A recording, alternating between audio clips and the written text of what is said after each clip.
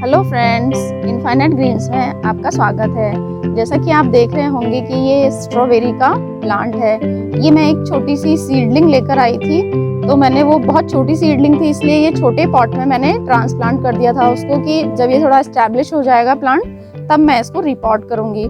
लेकिन मैं मेरी कुछ व्यस्तता की वजह से या कुछ भी मानिए तो मैं इसको मतलब रिपॉट नहीं कर पाई टाइमली। तो देखिए आप, इतने छोटे से पॉट में ये है और इसमें ही इसको स्ट्रॉबेरीज आ चुकी हैं। ये देखिए, ये स्ट्रॉबेरी फॉर्म हो चुकी है।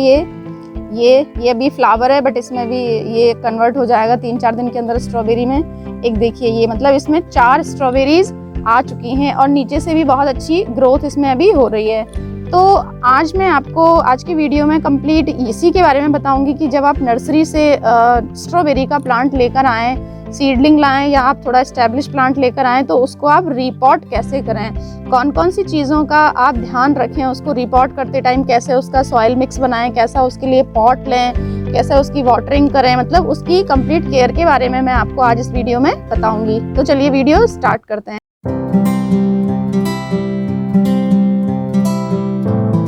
तो सबसे पहला पॉइंट, जब हम प्लांट को रिपॉट करते हैं तो हमारे सामने आता है कि हम पॉट किस तरह का यूज़ करें, क्योंकि ये जो स्ट्रॉबेरी होता है ये शैलो रूटेड प्लांट है। इसमें टैप रूट नहीं होती है, फाइब्रस रूट्स होती हैं, शैलो रूट्स होती हैं, बहुत ज़्यादा डीप में इसकी रूट्स नहीं जाती हैं। तो हमें इसके लिए बहुत ज़्यादा बड़ा पॉट यूज़ नहीं करना है। हम मैक्सिमम इसके लिए 10 इंच तक का पॉट यूज़ कर सकते हैं और मिनिमम आप 5 to 6 इंचेस के पॉट में भी इसको आसानी से ग्रो कर सकते हैं। हैंगिंग बास्केट्स में भी ये बहुत खूबसूरत लगता है और बहुत अच्छे से ग्रो करता है। तो आपको ये चीज़ ध्यान रखनी है कि बड़ा पॉट बहुत ज़्यादा इसके लिए यूज़ नहीं करना है। हमें छोटे और शैलो पॉट जो रहते हैं, चौड़े मतलब जिनकी चौड़ाई ज़्यादा हो और गहराई कम हो, ऐसे पॉट को हमें यूज़ करना है। जैसे मेरा ये पॉट है, इसको मैं, ये 6 इंच का पॉट है लगभग, तो इसमें इसको मैं रिपॉट करने वाली हूँ। और आप क्ले पॉट लें तो बहुत ज़्यादा अच्छा है, बाकी तो आप किसी भी तरह के पॉट में इसको ईजिली ग्रो कर सकते हैं। सीमेंट जो प्लास्टिक पॉट्स होते हैं उनमें भी लगा सकते हैं, क्योंकि विंटर में लगता है तो इतनी ज़्यादा कोई प्रॉब्लम नहीं आती है। बट जो क्ले पॉट होता है वो सबसे बेस्ट रहता है। तो इस तरीके से हमारा इसका पॉट सिलेक्शन हो गया। अब पॉट सिलेक्शन के बाद आता है कि हम इसके लिए मीडिया किस तरह का यूज़ करें। तो मीडिया इसके लिए आप कई तरह से प्रिपेयर कर सकते हैं। जैसे मैंने जो इसके लिए ये मीडिया बनाया है, मैंने इसमें 40% तो मैंने गार्डन सॉइल ली है इसमें, और 40% ही मैंने इसमें कंपोस्ट लिया है। इसमें मैंने वर्मी कंपोस्ट यूज़ किया है और 20% मैंने इसमें राइस हस्क मिलाया है। अगर आपके पास राइस हस्क नहीं है तो आप इसकी जगह पे कोकोपीट का भी यूज़ कर सकते हैं। और दूसरी तरह से आप ऐसे भी मीडिया बना सकते हैं कि आपके पास अगर कुछ भी अवेलेबल नहीं है तो आप 50% गार्डन सॉइल ले लें और 50% आप कंपोस्ट ले लें। तो इस तरीके से भी आपका मीडिया बन जाएगा।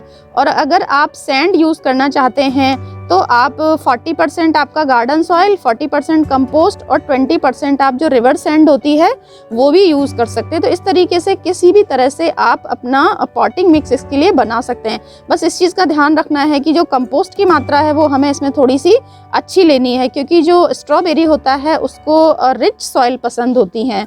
तो जो हमें इसमें ऑर्गेनिक मैटर मैक्सिमम ऐड करना है, क्योंकि इसको रिच सॉइल पसंद है और थोड़ी सी एसिडिक सॉइल पसंद रहती है। जो सॉइल पीएच है वो 6 to 6.5 अगर रहती है तो ये बहुत अच्छे से ग्रो करता है। तो इस तरीके से आप अपना सॉइल मीडिया प्रिपेयर कर सकते हैं। और आप इसमें थोड़ी सी नीम खली और जो फंजीसाइड होता है वो ऐड कर सकते हैं। तो आपके पास अगर ट्राइकोडर्मा है तो आप वो भी ऐड कर सकते हैं, नहीं तो जो साफ वाला आता है आप वो भी ऐड कर सकते हैं। तो इस तरीके से आपका जो एक अच्छा पॉटिंग मिक्स है, जो ऑर्गेनिकली रिच है, organic matter rich potting mix आपका बनके तैयार हो जाता है।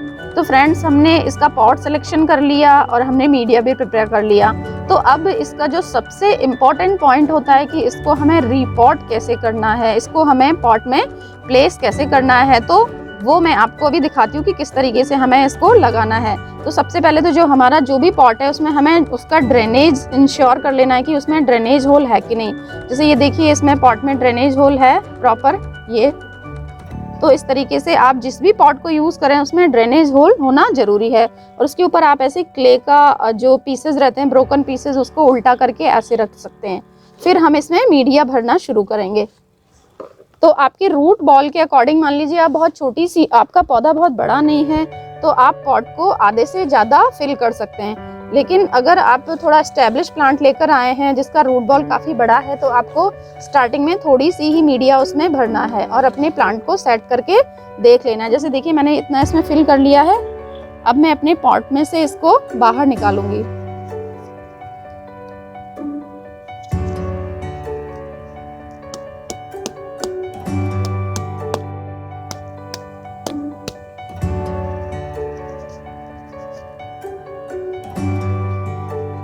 तो ये देखिए इस तरीके से हमारा प्लांट निकल आया है। देखिए इसका रूट सिस्टम बहुत अच्छे से डेवलप हो चुका है। ये देखिए इस तरीके से। तो आपको किस चीज़ का ध्यान रखना है इसको लगाते टाइम, ये चीज़ जो आप देख रहे हैं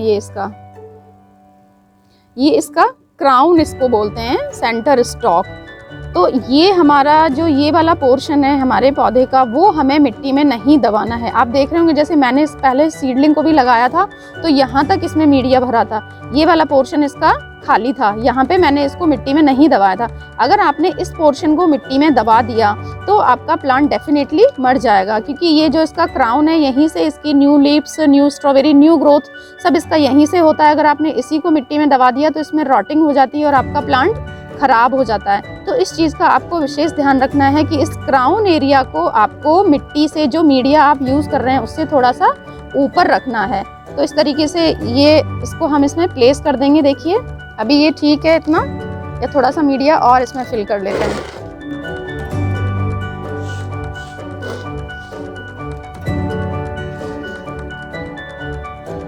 बहुत ज़्यादा नीचा हमें इस प्लांट को नहीं लगाना है कि पॉट के अंदर बिल्कुल लगा दें ऐसा। ये देखिए अभी ये ठीक तरह से सेट हो चुका है। तो अब इसके चारों तरफ हम हमारा जो मीडिया है उसको फिल कर देंगे। स्ट्रॉबेरीज ग्रो करना बहुत आसान है। आप अपने गार्डन में ज़रूर स्ट्रॉबेरीज ग्रो करें। तो आपने जैसे देखा होगा कि मेरे इतने छोटे से पॉट में ही जब ये पौधा लगा रह गया उसी में इसको स्ट्रॉबेरीज आने लग गई। तो अगर ये टाइमली रिपोर्ट हो जाता तो इसकी जो स्ट्रॉबेरीज है इनका साइज आई थिंक सो अब तक बड़ा हो चुका होता। तो देखिए ये जो इसका क्राउन है इसको मैंने बिल्कुल भी इस पे मीडिया नहीं डाला है। ये देखिए ये ऊपर ही है ये। तो बस इसी चीज़ का आपको विशेष ध्यान रखना है इसकी रिपोर्टिंग के टाइम। तो इस तरीके से आपका ये रिपोर्ट हो चुका है। अब इसकी हम थॉरोली वाटरिंग कर देंगे। और इसका जो मीडिया जो हम बनाते हैं वो वेल ड्रेन्ड होना चाहिए। वेल ड्रेन्ड मतलब आपने पानी इसमें डाला और वो ड्रेनेज होल से बाहर निकल जाए। मतलब स्ट्रॉबेरी को वाटर पसंद रहता है लेकिन सॉगी नहीं पसंद रहता। मतलब मिट्टी में नमी होनी चाहिए लेकिन वो सॉगी नहीं रहनी चाहिए, तो ये प्लांट अच्छे से ग्रोथ करता है। तो इस तरीके से हम इसके क्राउन पार्ट को बचाते हुए इसमें वाटरिंग कर देंगे अच्छे से। क्योंकि हमने इसको अभी रिपोर्ट किया है इसलिए हम इसको एकदम डायरेक्ट सनलाइट में नहीं रखेंगे, लगभग 1-2 दिन के लिए। उसके बाद हम इसको फुल सनलाइट में प्लेस कर सकते हैं। जो स्ट्रॉबेरी का प्लांट होता है आपको उसके लोकेशन का भी ध्यान रखना है कि इसको फुल सनलाइट चाहिए होती है। मतलब एटलीस्ट 6 to 8 आवर्स की सनलाइट अगर इसको मिलेगी तभी ये अच्छे से ग्रो करेगा और फ्रूटिंग होगी इसमें। ये देखिए ड्रेनेज होल से पानी बाहर आ गया। तो इसी तरीके की वेल ड्रेन्ड और रिच सॉइल आपको प्रिपेयर करनी है अपने स्ट्रॉबेरी के प्लांट के लिए। और इसकी वाटरिंग की हम बात कर रहे हैं तो आपने देखा होगा कि मैंने जैसे ही इसमें पानी डाला उसके एकदम तुरंत ही सारा पानी इसके ड्रेनेज होल से बाहर निकल गया। तो इस तरह की वेल ड्रेन सॉइल अगर हम बनाएंगे तो हमें कोई प्रॉब्लम नहीं आएगी, क्योंकि इसको वाटरिंग हमें थोरोली वाटरिंग करनी है। लगभग जैसे थोड़ी सी ऊपर की मिट्टी इसकी आपको सूखी हुई दिखे, 1 इंच मिट्टी सूखी हुई दिखेगी तब आपको पानी डालना है। इसको नम सॉइल पसंद है लेकिन इसको सॉगीनेस पसंद नहीं है कि इसके जो मीडिया है उसमें पानी रुका रहे, नहीं तो आपका पौधा खराब हो जाएगा। तो इस तरीके से आपको वाटरिंग करनी है। और फर्टिलाइज़र के लिए मैं बोलूँ तो जो फर्टिलाइज़र जैसे अभी आपने 40% इसमें कंपोस्ट मिक्स किया है तो लगभग 20 से 25 दिन तक आपको इसको कोई भी फर्टिलाइज़र नहीं देना है। उसके बाद आप इसमें लिक्विड फर्टिलाइज़र दे सकते हैं, जो मस्टर्ड केक का होता है, जो सरसों की खली का लिक्विड फर्टिलाइज़र होता है उसको दे सकते हैं। प्लस आप वर्मी कंपोस्ट में बोन मील मिक्स करके भी इसको आप दे सकते हैं। तो आपका जो प्लांट है वो बहुत अच्छी तरह से ग्रो करेगा। नेक्स्ट इसका बहुत इम्पोर्टेंट एस्पेक्ट है कि जो मल्चिंग होती है वो इसके चारों तरफ, जैसे अभी जो ब्लैंक स्पेस दिख रहा है उसमें हम ऐसे मल्चिंग कर देते हैं। तो मल्चिंग आप किसी भी चीज़ की कर सकते हो, जैसे आप राइस हस्क भी उसके लिए यूज़ कर सकते हो, या आप कोई और आपके पास, जैसे मैं ये ग्राउंडनट शेल्स मेरे पास हैं, उनको मैं यूज़ कर रही हूँ मल्चिंग के लिए। तो मल्चिंग के कई बेनिफिट्स होते हैं कि एक तो जो वाटर लॉस होता है इवोपरेशन के थ्रू, बाष्पोत्सर्जन की क्रिया से जो पानी का लॉस होता है, एक तो उसको ये रोकता है जो मल्चिंग है वो, और दूसरा जो हमारे मीडिया में जो बेनिफिशियल माइक्रोब्स रहते हैं उनको थोड़ा सा ये फूड भी देता है। अगर मान लीजिए आप राइस हस्क से करते हैं या सूखी पत्तियों से करते हैं, या जैसे ये ग्राउंडनट शेल्स हैं, तो उनसे उनको थोड़ा सा न्यूट्रिशन भी मिलता है। और तीसरा इसका बेनिफिट रहता है कि ये फंगल अटैक से हमारे जो प्लांट होता है उसको बचाता है, कि जो इसकी लीव्स हैं वो भी मिट्टी के डायरेक्ट कांटेक्ट में नहीं रहेंगी। प्लस इसमें जो फ्रूटिंग होगी, जो स्ट्रॉबेरीज लगेंगी, वो अगर ग्राउंड से टच करेंगी तो उनमें भी फंगल इन्फेक्शन हो सकता है, या उनमें दाग धब्बे बन जाएंगे, तो वो मतलब खराब हो जाती हैं। तो मल्चिंग जब आप कर देंगे तो आपका फ्रूट डायरेक्ट सॉइल के टच में नहीं रहेगा, वो जिस भी चीज़ से आप मल्चिंग करेंगे उससे टच करेगा, तो वो आपका खराब नहीं होगा। इसलिए जब भी आप स्ट्रॉबेरी ग्रो करें तो आप मल्चिंग जरूर करें। या नीचे अगर हैंग हो रहा है तो आपको जरूरत नहीं है, लेकिन आप इस तरीके के पॉट में यूज़ कर रहे हैं थोड़ा, तो आपको मल्चिंग करना बहुत ज़रूरी है। तो फ्रेंड्स, इस तरीके से आप नर्सरी से इसका स्ट्रॉबेरी का प्लांट लाके और आप ज़रूर अपने घर में स्ट्रॉबेरीज ग्रो करें। ये बहुत इजीली, बहुत कम केयर के साथ ग्रो हो जाती हैं। आप अभी भी नर्सरी से प्लांट लाके और लगा सकते हैं। आपको ये फरवरी, मार्च, अप्रैल तक लगभग इसमें फ्रूटिंग होती है। उसके बाद जब गर्मी बहुत ज़्यादा हो जाती है तो इसमें फ्रूटिंग नहीं होती है। और ये एक शॉर्ट लिव्ड पेरिनियल प्लांट है, मतलब वैसे तो ये पेरिनियल ही है लेकिन शॉर्ट लिव्ड है, कि लगभग 4 ईयर तक ये आपको फ्रूटिंग देता रहता है। और इसके जो रनर्स इसमें से निकलते हैं, अभी नहीं है इसमें, रनर्स इसमें से निकलते हैं, उनके थ्रू आप इसकी प्रोपगेशन करके इसमें बहुत सारे न्यू प्लांट्स आप बना सकते हैं। तो नर्सरी से आपको एक ही बार प्लांट लाने की ज़रूरत है, बार बार लाने की ज़रूरत नहीं पड़ेगी, क्योंकि आप इसके रनर्स से नए प्लांट बना लेंगे तो उनमें भी बहुत अच्छी फ्रूटिंग होती है। तो आपके गार्डन में नंबर ऑफ प्लांट्स बढ़ते जाएंगे। तो मेरा ये मानना है कि आप ज़रूर नर्सरी से इसका स्ट्रॉबेरी का प्लांट लाके आपके गार्डन में ऐड करें और इसको ग्रो करें। और आपको मेरा ये वीडियो अगर अच्छा लगा है तो मेरे चैनल को आप सब्सक्राइब करें, वीडियो को लाइक एंड शेयर करें, और आपकी जो भी रिलेटेड क्वेरीज हों उनको आप कमेंट बॉक्स में डालें। Thanks for watching, happy gardening.